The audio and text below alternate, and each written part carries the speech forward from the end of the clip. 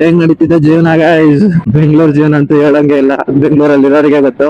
ಊರಲ್ಲಿ ಇದ್ದವ್ರು ಏನಂತಾರೆ, ಓ ಬಿಡುಗರು ಅವನೇನ್ ಬೆಂಗಳೂರಲ್ಲಿ ಇದ್ದಾನೆ, ಆರಾಮಾಗಿದ್ದಾನೆ ಬೆಂಗಳೂರಲ್ಲಿ, ಬರೀ ಕೆಲಸ ಮಾಡ್ಕೊಳ್ಳೋದು, PG ಇರೋದಷ್ಟೇ, ಬೇರೆ ಟೆನ್ಷನ್ ಇರಲ್ಲ ಅಂತ.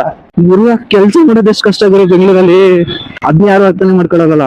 ಹಿಂಗೆ ಜನ ಅಂತ ದೂರದ ಬೆಟ್ಟ ನನಗೆ ಅಂತಾರಲ್ಲ, ಅವ್ರ ಊರಲ್ಲಿ ಕುತ್ಕೊಂಡು ಕಮೆಂಟ್ ಮಾಡೋದ್ ಮಾಡ್ತಾರೆ. ಇಲ್ಲಿ ಅನ್ಭವಿಸ್ತಿರೋರು ನಾವು, ನಮಗೆ ಗೊತ್ತು ಚೆನ್ನಾಗಿ.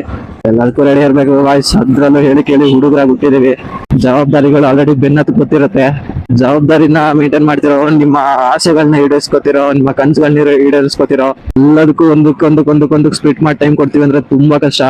ಮನೆಗೋಸ್ಕರ ಕಷ್ಟ ಪಡ್ತಿರೋರು, ಅವ್ರ ಆಸೆಗಳನ್ನ ಸ್ಯಾಕ್ರಿಫೈಸ್ ಮಾಡಿರೋ ಹುಡುಗರಿಗೆ ನಂದೊಂದು ಸಲಾಮ್ ಗುರು. ಹುಡುಗರು ಅಂತ ಬಂದಾಗ ಗುರು ಫಸ್ಟ್ ನಮ್ದು ಏನೇ ಇದ್ರು ನಮ್ಮ ತಂದೆ ತಾಯಿ ಆಸೆಗಳೇನಿರುತ್ತೆ ಅದನ್ನ ಈಡೇರಿಸ್ಬೇಕು ಅಂತ.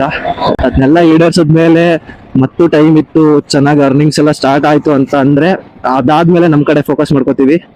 ಸ್ಟಿಲ್ ಅವ್ರು ಖುಷಿ ಆಗೋವರ್ಗು ನಮ್ಮ ಪ್ರಯತ್ನ ಏನಿದ್ರು ಅವರಿಗೋಸ್ಕರನೇ ಆಗಿರುತ್ತೆ. ಏನಂತೀರಾ ಗೈಸ್, ಕಮೆಂಟ್ ಮಾಡಿ. ಯಾರ್ಯಾರು ಯಾವ್ಯಾವ ಆಸೆಗಳನ್ನ ಸ್ಯಾಕ್ರಿಫೈಸ್ ಮಾಡಿದೀರಾ ಫ್ಯಾಮಿಲಿಗೋಸ್ಕರ ಅಂತ ಕಮೆಂಟ್ ಮಾಡಿ. ಹೋಪ್ ನಿಮ್ಮ ವಿಶಸ್ ಎಲ್ಲ ಆದಷ್ಟು ಬೇಗ ಈಡೇರುತ್ತೆ.